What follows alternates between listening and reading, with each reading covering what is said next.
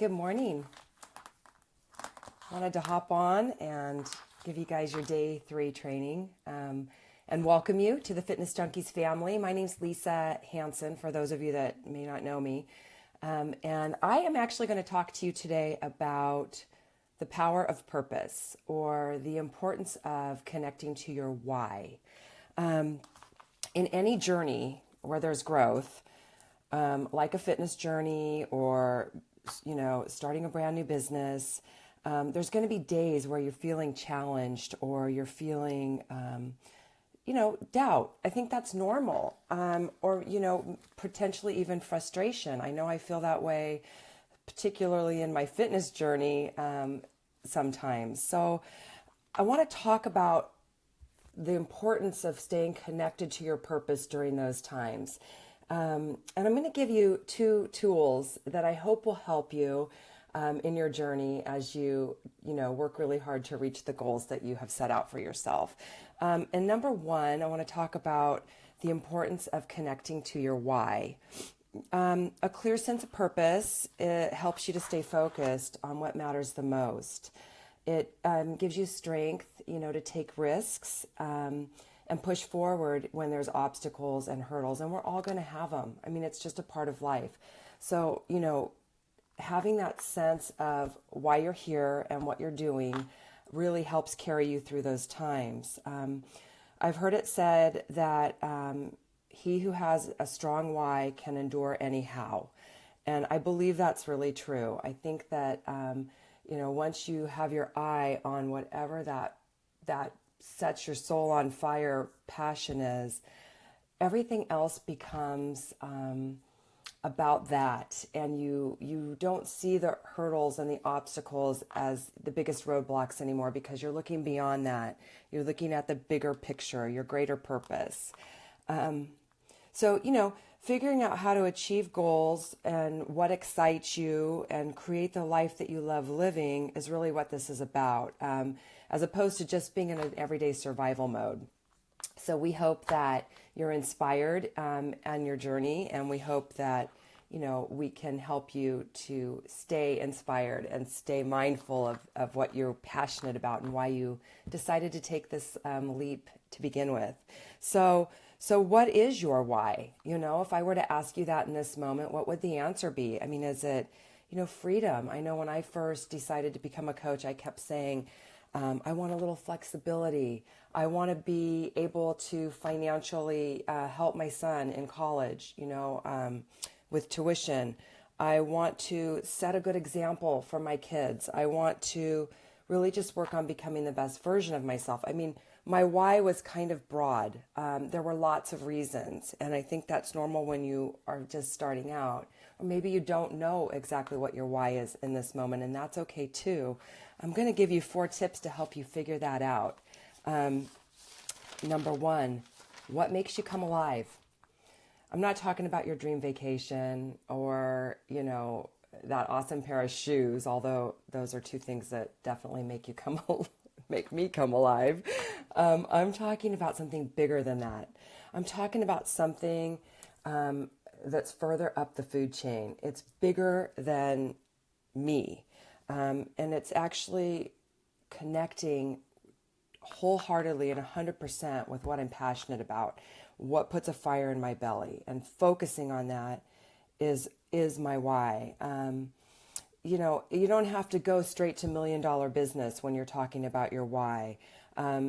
It's about connecting you and also helping you stay consistent to what it is that you want to accomplish and what you care about. What do you care about? So for me, when I first started, like I said, it was flexibility and financial motivation. But it's become something so much bigger than that. It's become now about being part of a group of really empowered women and men who are determined to live their best life despite adversity. I mean, look at Jen going through brain cancer with Darren and still showing up every day in this business to help and inspire. And she will be the first person to tell you that it was her business, her passion in this business that got her through those difficult days. And so I think it's become about I think it's become about that for me too, a little bit about overcoming tough times and staying resilient and leaving a legacy to my kids. I just found out I'm going to be a grandmother. So, leaving a legacy someday of being a strong woman that did hard things, could do hard things, and accomplished goals and was passionate in her life and helped people. And so, connecting to that is super important. What makes you come alive? Write that down today. Write down a few things. It'll be fun to look back on it in a few months and see where you were today in this moment. Number two, what are your innate strengths? And when people ask me that, I always have a hard time. Like, I don't know.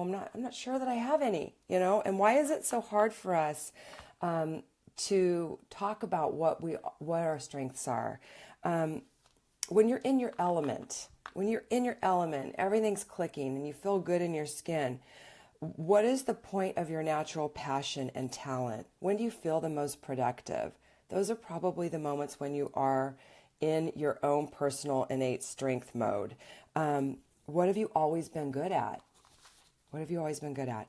Are you creative? Are you good at figuring out how to, out of the box solutions? Are you good with details? Are you good at executing projects? Are you good at communicating or encouraging others? Are you good at motivating? Are you, think about it, as many of us are moms, we're probably all pretty good at encouraging and motivating and nurturing, because that's what we've done. Many of you are teachers and nurses. Again, careers that are designed around being a good nurturer or a good communicator. Are you good at problem solving? I mean, these are all things that are your innate strengths. And so write those down today. Write down your strengths. Write down what makes you come alive. I'm going to post in the comments below a link. It's called a strength survey. You can actually take this little online survey and it helps you become more aware of where your innate strengths lie. It's kind of cool, actually. It was a great tool. I had my kids do it before they were applying for college, and it was a great way for them to sort of help narrow down a major. So it's a good skill to know, where does your natural strength? Where are you strong in life? And then number three, where do you add value each day? And we just talked about a little bit nurturing and, maybe that's your strength, or communicating. So often we undervalue our strengths and skills. So I challenge you today to reframe the concept of adding value through a lens of problem solving. And what I mean is, ask yourself, what are you well equipped to help someone with? What do you enjoy solving? What kinds of problems at home, in the workplace, with your families? Where do you add value? There's probably so many ways you don't even give yourself credit for, guys. I guarantee you, each one of you in this group is adding huge value to someone's life already, and you might not even realize it. So write those things down. And then my last tip is, how will you measure your life? What is your legacy? Ultimately, living with purpose and finding your why means remaining focused on the things that matter the most to you. Knowing your purpose in this journey is going to help to take on the challenges that compel you, stretch you, inspire you, and grow you as a person.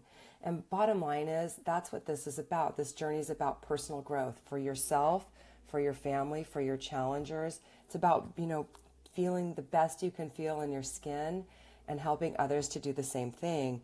So, start now. Start figuring out what your why is. What is your why? And also realize you don't have to know today what your 100% why is for the long haul. But what is your immediate goal? What is your immediate purpose in this and your passion? And so if you start focusing on this early in your business, it will help carry you through. You will return to that why, and you'll draw strength from it for sure.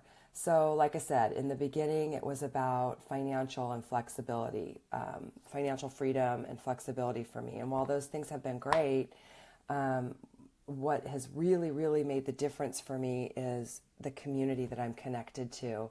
And my why now is to build that community. I want other women to feel like I feel, which is blessed to be part of something where we're encouraging and we're building each other up instead of tearing each other down. So that is my why. It's the legacy. It's leaving for my grandchildren, a sense of knowing, like I knew with my grandmother, that I could do hard things. My grandmother came to this country, didn't speak a word of English, raised 3 sons, one of whom was handicapped, ran her own dairy farm. You imagine that, coming to this country, not speaking a word of English and running her own business. Her husband passed away shortly after she came here. So she was forced to be strong, and she left a legacy for me, and I want to leave that for my grandkids. So my why has changed a little bit. It is important to me now not just to focus on a financial number or, building a 6-figure business. While that's great and that's important, now my focus is building a community and a tribe of women and making a difference in people's lives and becoming the best version of myself. So I hope that you guys can connect to your purpose and your passion and your why. And I would love to hear about it. I would love for you to share what your why is. If you want to comment below, and let us all know kind of where you are in this moment and what your personal why is, we would love to know, wouldn't we? I know we would. So, be authentic, just like Andrea said yesterday. Connect to your authentic self. What do you want to do with your huge opportunity that's in front of you?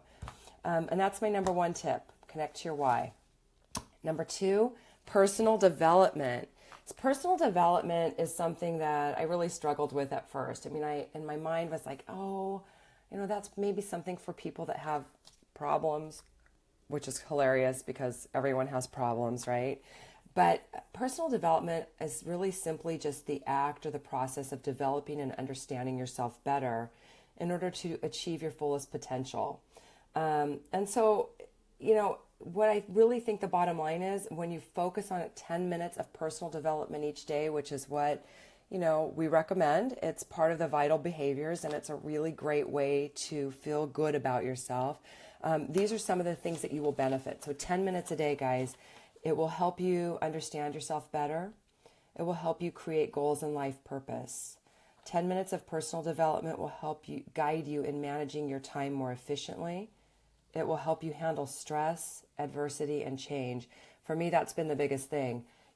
Personal development has really helped me with my anxiety.